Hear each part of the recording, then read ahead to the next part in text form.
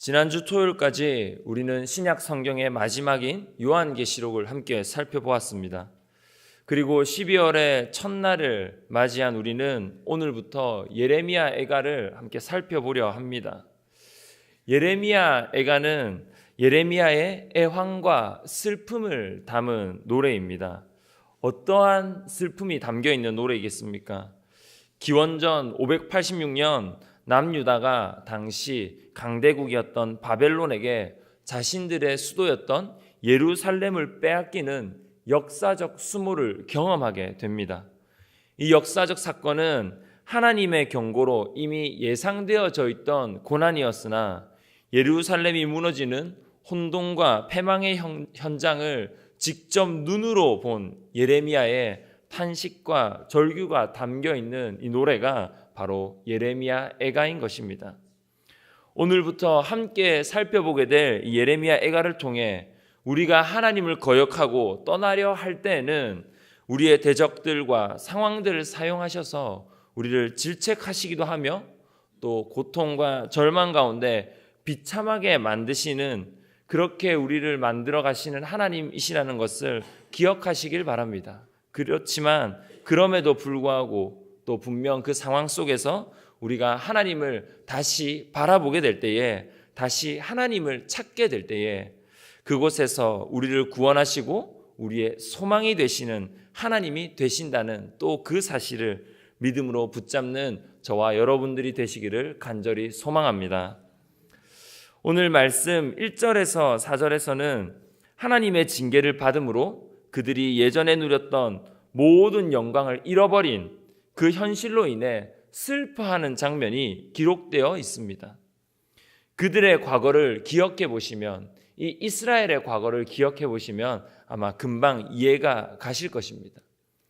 다윗의 시대에는 그 이스라엘은 두려울 것이 없었습니다. 이스라엘은 그 누구보다 막강한 힘과 능력을 가지고 있었고, 그 당시 다른 나라가 이 이스라엘과의 전쟁을 한다는 것은 곧 죽음을 의미하는 그런 시대였습니다. 이스라엘만큼 막강한 나라가 없었죠. 그런데 다윗의 시대가 막을 내리고 난 다음 바로 솔로몬의 시대가 시작되면서부터 이스라엘은 타락과 쇠망의 길을 걷기 시작했습니다. 그리고 솔로몬 이후 이스라엘은 남유다와 북이스라엘로 분단되어지는 고통을 겪기도 했지요. 왜 그들에게 이런 일들이 일어나게 된 것일까요?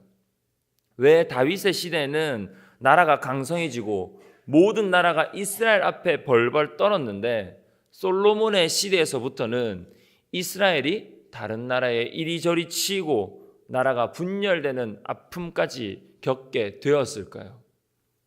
그것은 여러분 다름 아닌 이스라엘이 하나님을 떠나 죄 중에 거했기 때문입니다. 다윗의 시대에 이스라엘은 온전히 여호와 하나님만을 따르는 신앙과 자세를 취했습니다. 그래서 언제나 하나님과 이스라엘의 관계는 친밀하고 친숙한 관계였습니다.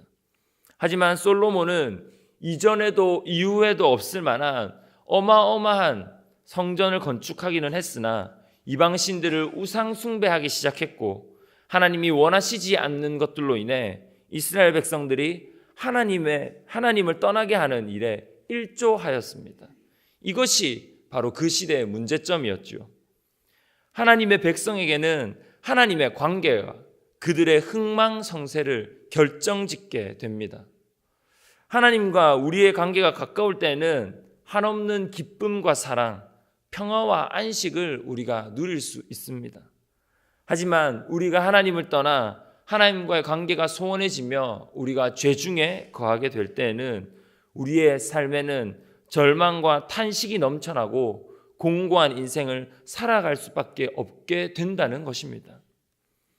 우리가 죄 중에 거하게 될 때에 하나님은 우리가 이전에 누렸던 모든 평강과 기쁨을 다시 가져가실 것입니다. 무섭지만, 그리고 우리가 그것을 원하지는 않지만 그것은 우리가 하나님을 떠났기 때문에 얻게 되는 죄의 결과입니다. 죄는 순간적인 쾌락과 안식 그리고 즐거움을 주는 것처럼 보인다 할지라도 영원한 기쁨과 평안을 빼앗아 갈 뿐입니다. 우리 모두가 죄를 떠나 회개할 때에 하나님께서는 그 죄 중에 거했던 이스라엘에게 징계를 거두시고 또 우리에게 주시는 참된 평화와 안식을 누릴 수 있게 될 것입니다. 계속해서 5절과 8절에서도 역시 그들의 비참한 상황과 어려움을 그들은 계속해서 토로하고 있습니다. 이스라엘이 하나님을 떠나지 않았던 이 다윗의 시대, 그들의 나라가 강성한 시절에는 원수들이 이스라엘을 함부로 대적할 수 없었습니다. 하지만 이제 하나님을 떠난 이스라엘은 원수들에게 자신들의 어린 자녀를 빼앗길 만큼 스스로를 지킬 힘도 능력도 없었고 원수들에게 비웃음과 조롱거리로 전락하고 말았습니다.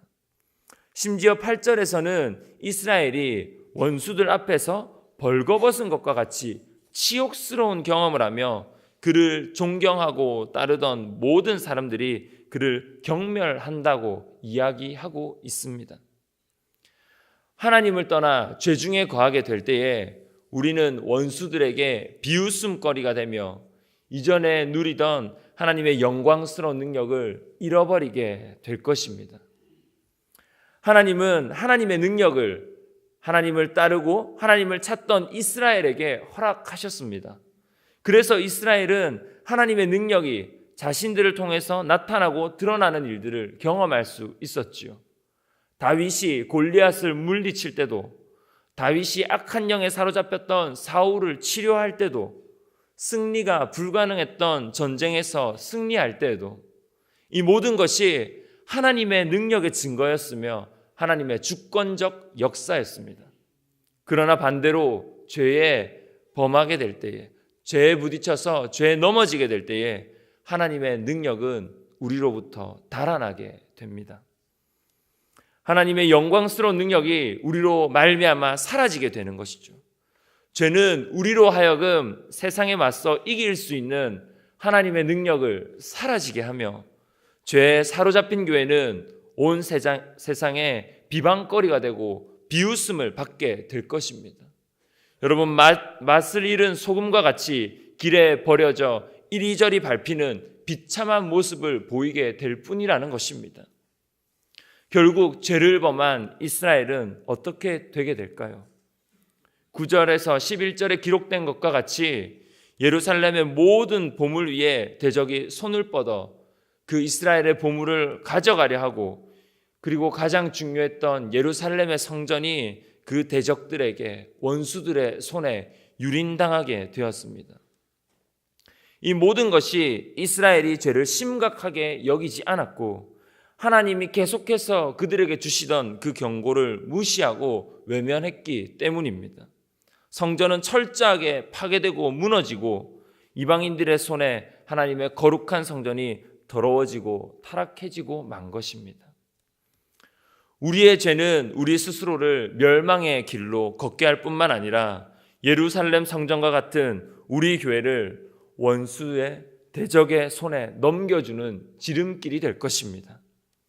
우리가 이것을 심각하게 여기지 않는다면 교회는 오늘날 교회로서의 역할과 사명을 감당하기 전에 우리의 손에 무너뜨리게 되는, 우리의 손으로 인해 이 교회가 무너지게 되는 우를 범하게 되는 것입니다. 세상에서 힘과 능력과 권세 있다는 자들이 교회를 장악하고 점령해서 예수 그리스도로부터의 능력이 나타나는 교회를 무능력한 교회로, 세상의 힘과 권세가 다스리는 그런 교회로 전락시키게 될 것입니다. 바라는 것은 우리 양정교회가 예수 그리스도의 능력이 나타나는 교회가 될 수 있기를 간절히 소망합니다. 여러분의 삶 속에서 예수님의 능력이 나타나고 예수님의 성품이 드러날 수 있기를 축복합니다. 우리가 죄를 떠나 하나님과 친밀해지게 될 때에 하나님은 우리에게 세상이 줄 수 없는 평안과 안식을 허락하십니다. 또한 그렇게 될 때 우리의 삶 속에 예수 그리스도의 향기와 능력이 나타나므로 성도와 교회는 세상의 빛과 소금의 역할을 하게 될 것입니다. 소망하기는 우리가 하나님을 떠나지 않고 날마다 하나님과의 친밀한 관계를 통해 하나님의 사랑과 평안을 누리기를 다시 한번 간절히 소망합니다.